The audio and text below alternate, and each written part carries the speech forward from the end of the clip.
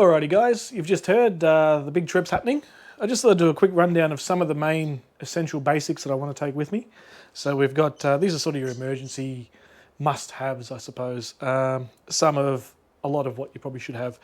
Not everything is going to be here. I've got some stuff still in the Ranger and some stuff I'm going to pick up on the way out. So let's get into it. So again, this isn't your beer list, your food list, anything like that. This is your car maintenance. Try and be a little bit ready for anything that might come at you and, you know, get you out of trouble at least to the next town. So let's go through it, no particular order. First up, fire extinguisher. Self-explanatory, really. Try and get one that's 1 or 1.5 kilo at least, something that can put out a bit of a fire.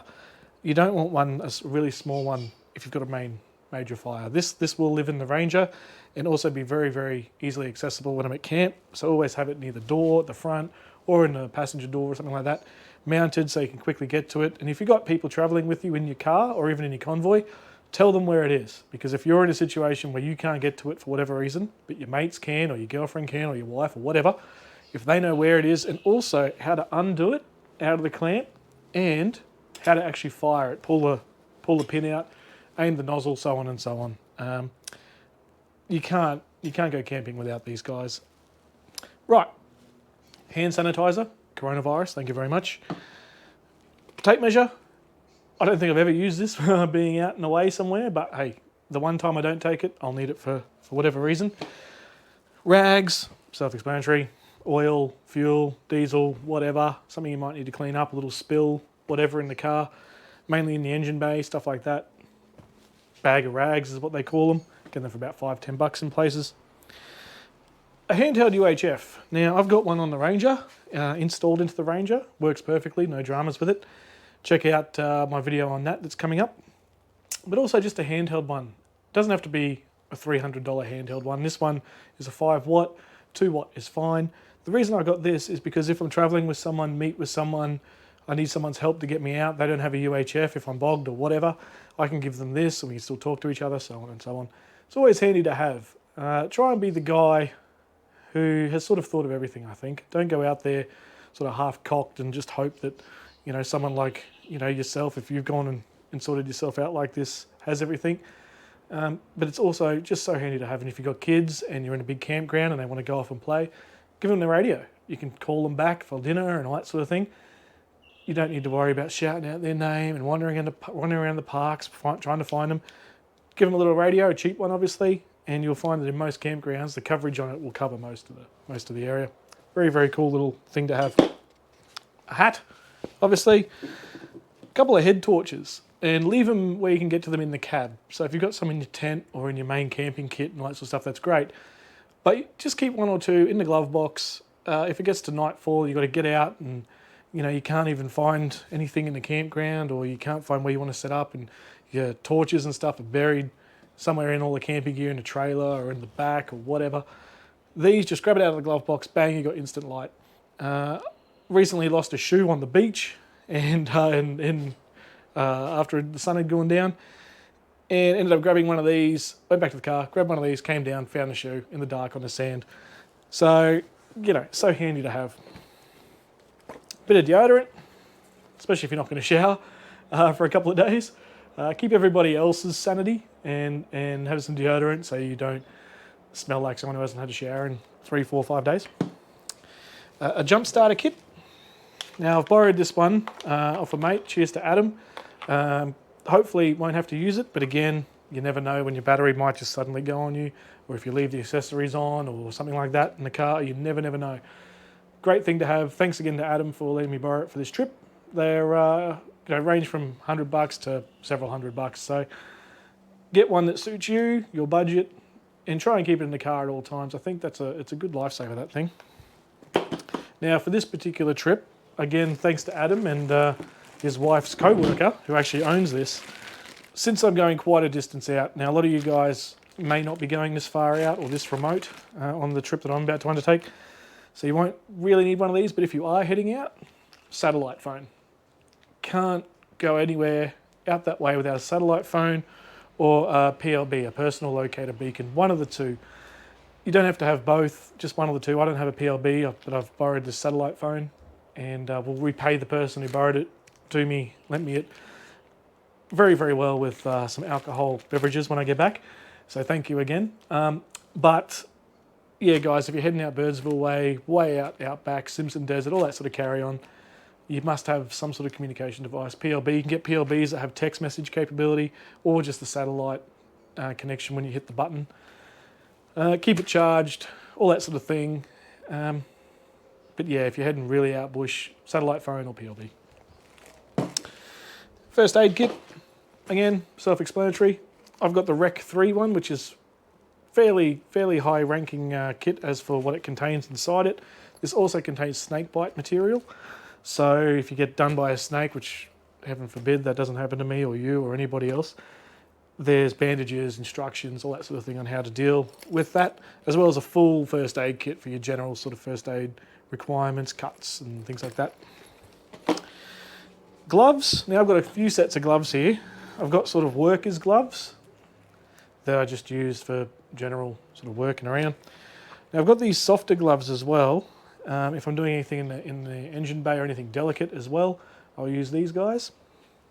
And I've also got a set of fuel gloves. Now this takes diesel, and some pumps that, you know, when you turn up, it's just covered in diesel, and, you know, I've seen some clips where people have sort of, you know, picked their back end, so to speak, and then put their hand on the fuel bowsers. So I always try and wear gloves, especially in the main big truck stops, because usually they're covered in diesel and stuff like that. You don't want to get back in your car and then get diesel over your steering wheel and all that sort of stuff. Great little one to have. These are rubber gloves, so good to have. And also, if you're pulled over, stuck somewhere on the side of the road, you need to do something in the engine bay and someone comes along and offers to give you a hand, you can at least lend them your gloves and then they don't get crap all over their hands as well. Books, manuals, service manuals, all that sort of stuff. This stuff should be in your glove box anyway. Car manual, service history, all that sort of stuff, logbook, all that sort of thing. And any accessories you put on the vehicle, chuck in their little manuals. So for example, I've got the Scan Gauge 2 running in there.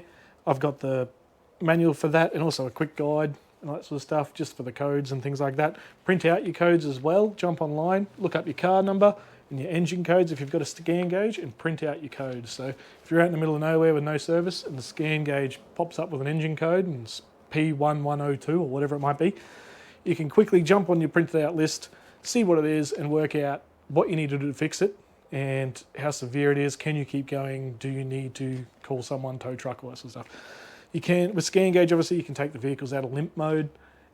You know, if it's something you can work out or you know it's not a huge issue, you can keep driving, you can clear the limp code and keep going, obviously at a slower rate to get into the next town to try and sort it out.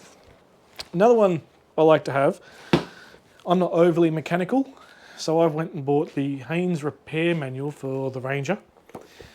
Full comprehensive, almost build it yourself, build the car from scratch type manual. So if I do get stuck, hopefully this book will give me a good helping hand, especially with things like the belts and, you know, certain hoses and all the intricacies of the engine, because there's a fair bit going on in there, especially with these Rangers, and any sort of help you can get, don't knock it. So you get I got this at super cheap, I think it was about 30 bucks, something like that. Might end up being a lifesaver. I haven't used it yet. Hopefully I won't have to, but you never know. Then this guy here, the big Ryobi bag, I've just got a Ryobi drill, or hammer drill and a standard drill. I just take this with me all the time anyway in the car, and just in case, you never know when you might need to drill for something even unrelated to the car. So I always have that here. Fuses, fuse kits, jumper fuses, fuses for days basically. And if you buy a product, say a UHF to install, and it comes with a spare fuse, keep that fuse in the car. Make sure you know which one is which. So if that, say the UHF for example, the fuse goes on it, you can swap out the fuse, you know which fuse it is straight away, bang, you're off and running again. Loctite or thread locker. I'm going to put this on the aerial of the UHF before I leave. Obviously with corrugations and rough roads out bush, it just shakes, everything shakes like you wouldn't believe. So I'll throw some thread lock on the bits and pieces I see that I think might tend to sort of wobble away. The UHF aerial being one. Obviously it's on the bull bar, and obviously if it rattles too much it'll end up just coming completely apart. So some thread locker. This is the fuse that I was talking about for the UHF, so I've kept it separate. I know it's a little pink one, so if the fuse for that, for example, was to go, no dramas at all, I know where it is. lecky tape or electrical tape. Again, I don't have a huge amount, but that's enough to probably get me out of trouble. Again, any sort of use, tie up a hose, tie up, oh, who knows, anything. A half-cut pump water bottle. What is this for, you're asking? I use this, well, I will use this, to drain out the catch can.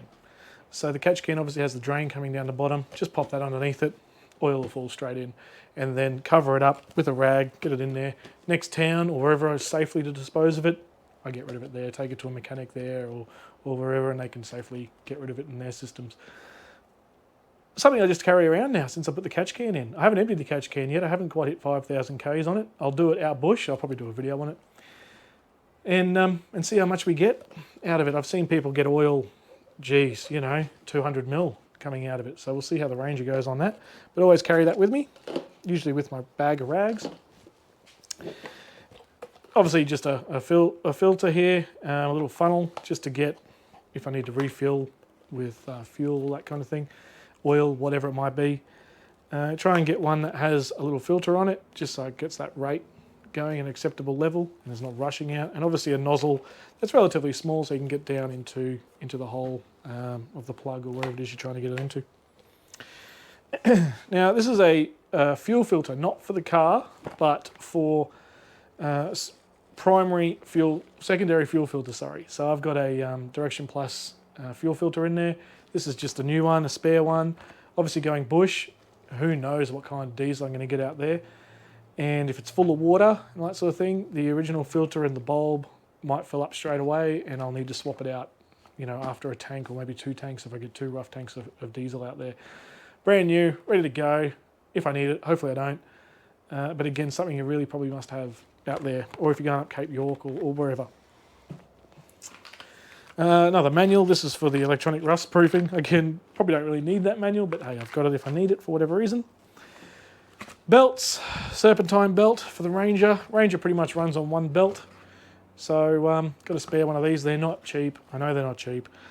So you're paying a bit, but it's when this is sort of running the entire engine essentially, you got to have a backup, especially on the corrugated roads out bush. If you're 600 k's from the nearest little town, you've got to have one of these. Assortment of hoses. This is a little radiator hose here. Air intake, intercooler hoses, stuff like that. Just 1 or 2 spares. And obviously the clamps that go with them. Grab some clamps, extra clamps. Now, hammer. I only take the one hammer on my trip. This is the same hammer I use on my pegs and stuff like that. So, just a hammer, a good quality hammer, not a cheap rubber mallet or something like that. A good quality hammer. Bit of weight in it, so you can get right behind it and hit whatever you need to. Who knows what you're going to come up across on your travels out there. So a good quality hammer. Now, this might be a bit controversial, but an umbrella. Because if it rains and you need to walk somewhere, you don't want to get drenched, do you? Now, call me a bit of a girl, or whatever you like, I don't really care. But having an umbrella is a lifesaver. And if you've got a missus travelling with you, or a girlfriend, or whatever, and you pull out the umbrella, especially if you haven't told her that you've got it in there, oh mate, you'll be her favourite person for a little while, I tell you. So an umbrella, always have that in the car, whether I'm going on a trip or not, and you just never know. Hopefully it's not going to rain, but you never know when it will. Basic fold-out chair. This is only a cheapie, $5, $10. I'll probably just take this one chair on the trip. I do have a fancy in this guy here. Lean back. Completely what do they call it? Sunbaking chair or whatever. I probably won't take that because why would you take something like that on this sort of trip? However, just a random cheapy chair, throw in there. You never know when you're going to pull up somewhere and have a quick sit down, coffee and all that sort of stuff. Brake fluid for your car. Make sure you look up your car, Repco, super cheap, all that. Go to their website, type in your number plate and your rego, and it'll tell you what you need. Simple as that. If that fails, jump on your manual, and your manual will tell you what kind of brake fluid you need. It should also tell you what kind of oil you need. Now, I went and splurged and got 5 litres, so I probably could have just bought 2 1-litre bottles and it would have been enough for this trip. But I thought, well, might as well get a 5 litre and just hang on to the 5 litre and keep it for a while. So, again, look up your number plate, look it up online, Repco, super cheap, all those places. Find the best deal for you. Obviously, that stands for winter, so temperature in winter. Make sure it's the right combo and double check. Don't get the wrong one. So once if you think you got it and you've worked it out, go to another website. So if you've gone to Supercheap and you looked at there, you found it, cool. Go to Repco, look up the same number plate, number, all that sort of stuff, and find out exactly. So make sure they match. You don't want to get the wrong oil in your car. This goes back to a little bit on the manuals there. This is just spare parts for my spotlights. So I've got the Steady Type X Pros as well as the ST3K 11.5-inch bars on the side that I'm using as roue lights. Fantastic lights, unbelievable lights. These are all little elements. I keep this separate so I know this fits the actual nuts and bolts and the security screw, all that sort of thing. They're just full of nuts and bolts, so if they start to come loose on all the corrugations and that sort of stuff, I've got the nuts and bolts to tighten it up if one falls out, so on and so on. Rightio, nearly there I think. Gaff tape, simple. Fencing wire. Now, I've never used fencing wire to do a mechanical repair, but everybody I speak to says to get some, so I've got some, and hopefully I don't need to find out why I needed this. So we'll soon see, but hopefully I won't find out why everybody says you need this. WD-40, fairly simple, self-explanatory. You know, screwdrivers, flathead, Phillips, different sizes, all that sort of thing. Little snips for zip ties and things like that. I do have zip ties in the Ranger still. I didn't get them out, but take some zip ties with you. Different sizes, all that sort of thing. One of these. Now, a wrench set is something you probably shouldn't skimp on. You can get pretty crappy quality wrenches and you'll find that if you really need to heave something, it could bend, snap, who knows. Or the little ruts in here aren't as strong as what they look and they start to round out and all of a sudden you're going nowhere. So a good quality wrench set, all different sizes, metric, imperial, you know, get yourself out of the crap if you need to. In here is a ratchet set. I won't open it because there's just heaps of crap in there. All different size ratchets, you know, the whole kit and dice for a ratchet kit. Right, now a little bit more serious. This is probably more four-wheel drivey. I've got an ARB inflation case here. Again, it doesn't have to be ARB, it can be anyone you like. Jumper leads, tyre gauge, deflator. What else have I got in here? A whole bunch of random stuff. Actual pressure gauge so you can actually see what it is. Jumper leads, like I said, and a tyre deflator. Obviously, keep these relatively close if you know you're going to be hitting the beach soon or you're going to hit the corrugations or sand or something like that coming up. Leave it somewhere where you can get to it relatively easy. A good little kit, this one. And I'll probably end up putting more in that as such. So some of this will end up in here. Make it obviously applicable to what is already in there. So you're not just throwing everything in there, confusing yourself. But yeah, a little inflation case. On the topic of tyres, especially where you're going, when you're going way out bush, corrugations and rough corrugations. Obviously a puncture repair kit. So this is the full ARB kit here. Not sponsored by ARB, by the way. These are just ones I purchased with my own money when I first got the Ranger. Whole bunch of, you know, bits and pieces in there and thread and, oh goodness me, a bit of everything in there. And enough there. There is 1, 2, 3, 4, there's 8 sets in there. So you can have 8 punctures essentially and still be able to keep going. It's also got a manual, the old-fashioned tyre gauge, so you put that on there and then the white bar pops out and tells you the PSI. Pretty cool, and lives all in one little case. Again, don't put that too far buried under everything because that may be something you need, hopefully not, maybe something you need relatively often. And coming towards the end now, guys, you'll all know what this is. Self-explanatory, an air compressor. So this is the ARB one again. Again, bought with my own funds. Absolutely love this thing. It's nice, small, compact. It's not as quick as obviously a dual air compressor, but for me, it does the job perfectly. And it doesn't get too hot. You can touch all the pieces there. It doesn't get too hot. And, you know, same amount of time as the other boys are doing their cars, I'll finish up with mine as well. So, very, very great little piece of kit. A little bit expensive, obviously. It's got the ARB branding, but with that, I feel you get the sort of reliability that you need, especially in an air compressor. If you're a million miles from nowhere and you need to pump your tyre up and you've got a dodgy little compressor and, you know, it claps out on you, you got 300 kilometres to go with, say, 15 PSI in your tyre, something like that. So well worth the investment, I think. Every sort of four-wheel driver should have one of these, I think. One of the first things you should buy. And finally in this little segment, two things. A step. Now why a step, you ask? Basically, with a lift kit and a Ranger and a lot of other cars, you can barely reach things in the engine bay now. You get this little bit of height, stand on that, you can reach up into your engine bay. These are only 15 bucks or whatever from the cheapy stores. It can hold to about 110 kilo.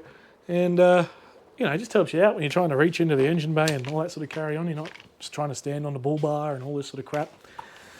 Last thing, I promise a tarp, a decent sized tarp. Now, I don't use this for camping. The idea of the tarp being put it underneath the car if you need to get under there. That way you're not crawling around on the dirt or in the spinifex or mud. If it happens to be mud, a little bit of protection between you and the ground. And you can also slide around a lot easier, I find, with the tarp there. So yeah, there's some of the main essential items. Most of these live in the cab with me. Highly recommend grabbing the majority of these items if you're going on a decent trip out bush. I do have a few more that I haven't mentioned in this clip. You'll probably see them when I'm out and about and doing some filming out there.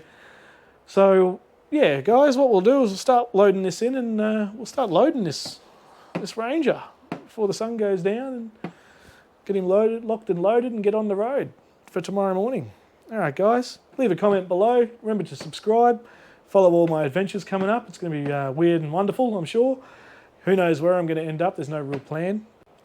Make sure you subscribe and hit that notification bell so you'll get notified whenever I put another video up of the wacky travels I'm about to embark on, and we'll see where we end up. Alrighty, everyone, let's get this in the truck. There you go, folks. The Ranger's now fully loaded with the emergency gear and things you must and should have when you go on a trip like this, or really any sort of advanced camping trip. Just wanted to let you all know that I do have a recovery kit, obviously. This is just the one from Adventure Kings. Now, I just wanted to say that I also throw in a high-vis vest, because if I'm changing a tyre at night time on the side of the road, they're not going to see it. They might see the car and stuff, but if you're buried underneath the car or next to the car or whatever, a little high-vis vest, if someone's coming up, flying up next to you, at least they can see you. Also, you wouldn't have seen it in the layout here, but I do have a jack and all that sort of stuff to go to get the tyres off. That's already in there, obviously buried inside little storage area that it's kept in the Ranger here. I didn't bother pulling it out. We all know we've got one. But just a little tip on that. Get it out before you go on a trip and just check that the tyre arm fits on the nuts of the wheel. So some cases I've seen and heard where they've gone to change the tyre and all of a sudden the tyre jack doesn't, the tyre brace doesn't fit on the nut. So a little bit hairy scary in that situation. I've already done that, did that yesterday. All hunky-dory. Here's the recovery gear. The jack and stuff is already in the car. I didn't bother pulling it out, obviously. But anyway, leave a comment, like, subscribe, leave a comment down below, and let me know what I've forgotten, what you think I've forgotten, what I shouldn't take, what have I bought here that I don't need. Let me know. Let me know what you guys do. No one knows everything, so I'm always open to hearing new things. Hit the like, hit the subscribe, hit the bell, all that sort of stuff, and you'll hear the next video popping up. Next one will be the camping gear, which we're about to load in. So the creature comforts of what I'm going to take, swag, sleeping bags, fridge, all that sort of stuff. And we'll get that loaded in and get this thing moving. All right, guys. Cheers. See you on the next one. Cheers.